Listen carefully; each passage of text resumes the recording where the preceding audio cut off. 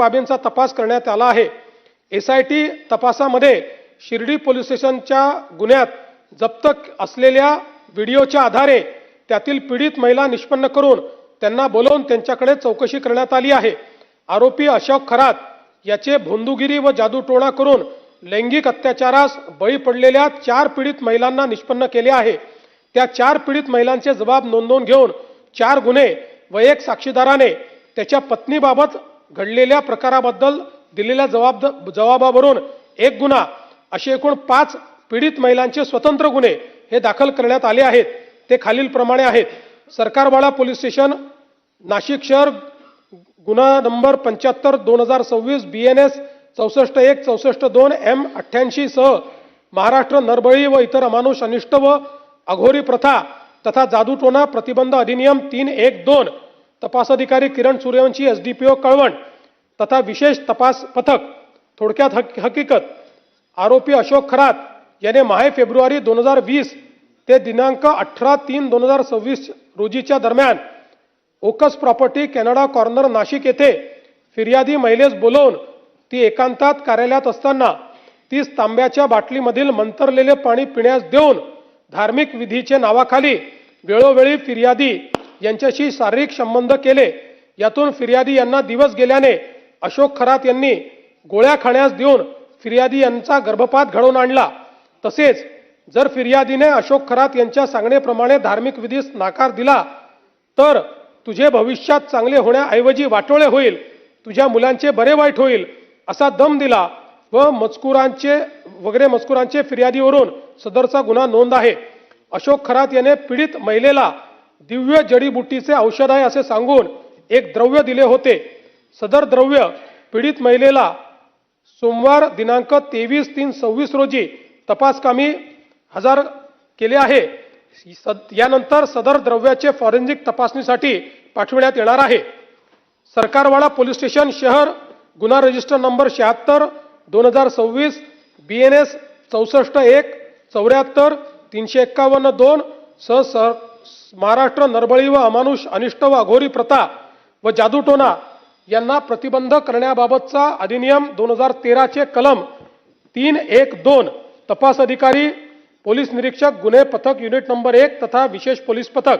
थोडक्यात हकीकत, माहे नोव्हेंबर 2023 ते डिसेंबर 2025 या कालावधीत ओकस प्रॉपर्टीज कॅनडा कॉर्नर नाशिक येथे आरोपी अशोक खरात याने फिर्यादी यांची पत्नी हिस गरोदरपणात करावयाचे धार्मिक विधीचे कारण सांगून तिला बोलावून तिच्या पोटावर छातीवर हात फिरवून तिच्या योनीत बोट घालून तिचेवर बलात्कार करून तिचा शीलभंग केला।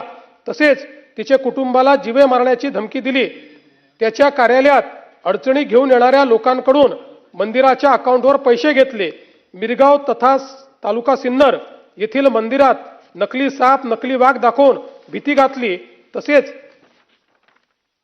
कार्यालयात येणाऱ्या महिलांना लघवी पाजून अघोरी प्रकार केले वगैरे मजकुराच्या फिर्यादीवरून सदर गुन्हा नोंद आहे। 3 सरकारवाडा पोलीस स्टेशन शहर गुन्हा रजिस्टर 77/2026 BNS 74 75 351-2 सह महाराष्ट्र नरबळी आणि अमानुष अनिष्ट व अघोरी प्रथा व जादूटोणा यांना प्रतिबंध करण्याबाबतचा अधिनियम 2013 चे कलम 312 तपास अधिकारी किरण सूर्यवंशी SDPO तथा विशेष तपास पथक। थोडक्यात हकीकत, दिनांक 7/10/2024 ते 12/10/2024 च्या दरम्यान सकाळी 11 वाजेच्या सुमारास ओकस प्रॉपर्टी कॅनडा कॉर्नर नाशिक येथे फिर्यादी व तिचे पती हे अशोक खरात यांना भेटण्यासाठी गेले असताना त्यावेळी अशोक खरात याने फिर्यादीचे पतीस बाहेर पाठवून फिर्यादीला एकटीला थांबवून तिच्या हातावर एक काळा दगड ठेवून तिच्या कानात मंत्र पुटपुटून तिच्या डोक्यावर पाठीवर हात फिरवून तिच्या छातीला स्पर्श करून तिच्या मनास लज्जा उत्पन्न होईल असे कृत्य केले।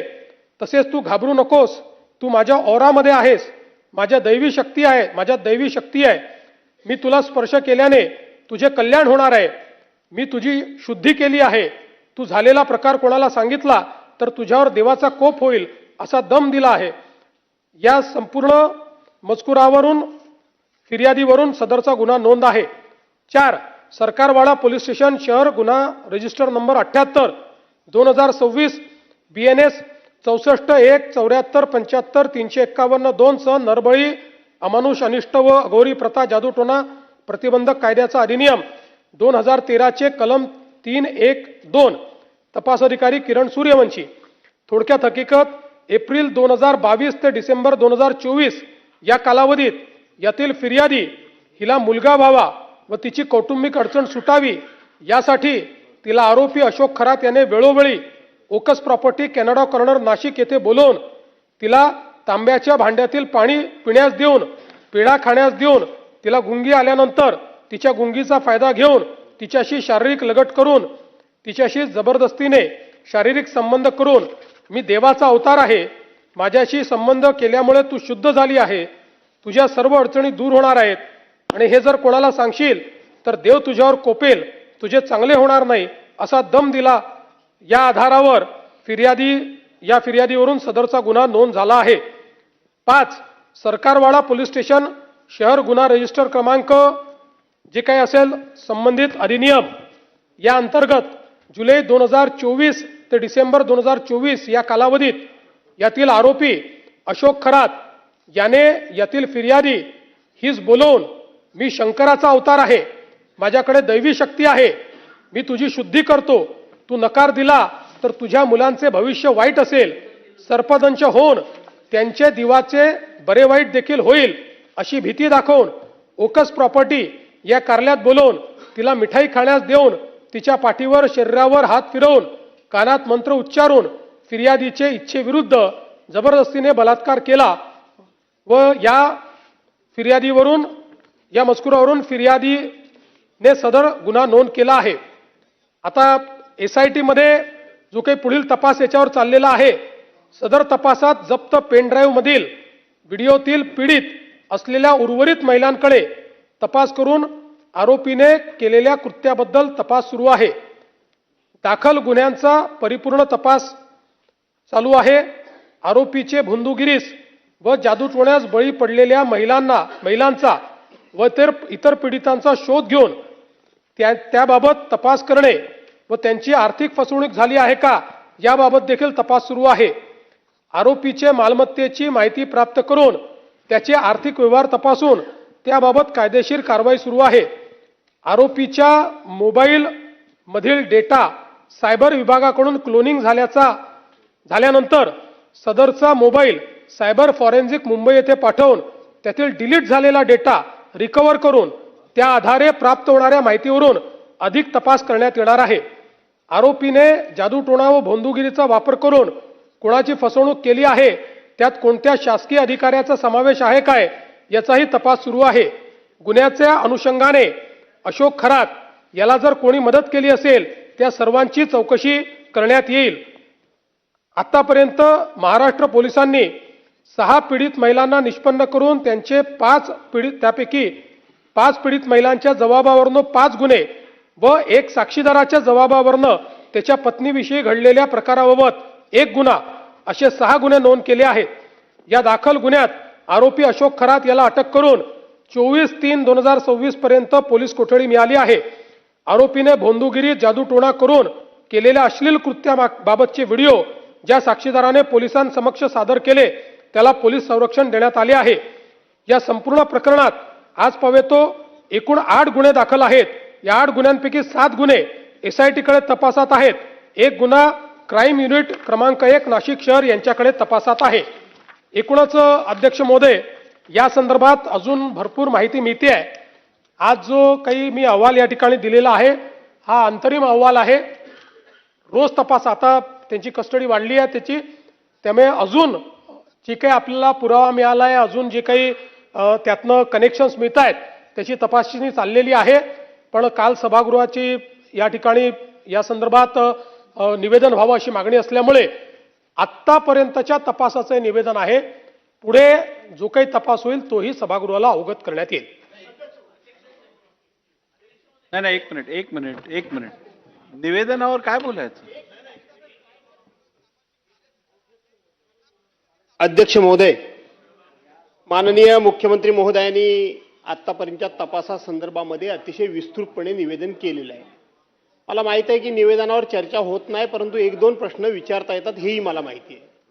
मुख्यमंत्री महोदय, आपण एकूण 6 गुन्हे, त्यातले 5 गुन्हे प्रत्यक्ष, 1 गुन्हे साक्षीदाराकडून किंवा त्याची एकंदरीत प्रॉपर्टी, त्याचा अत्यंत नीच अशा पद्धतीची वागणुकीच्या संदर्भामध्ये आपण खूप चांगल्या प्रकारे खुलासेवार या ठिकाणी सांगितलं. आपण चौकशी करत असताना त्यांची जी काही संस्था आहे त्या संस्थांच्या संचालकांचा सुद्धा या ठिकाणी चौकशी होईल, प्रॉपर्टीची होईल वगैरे वगैरे सांगितलं.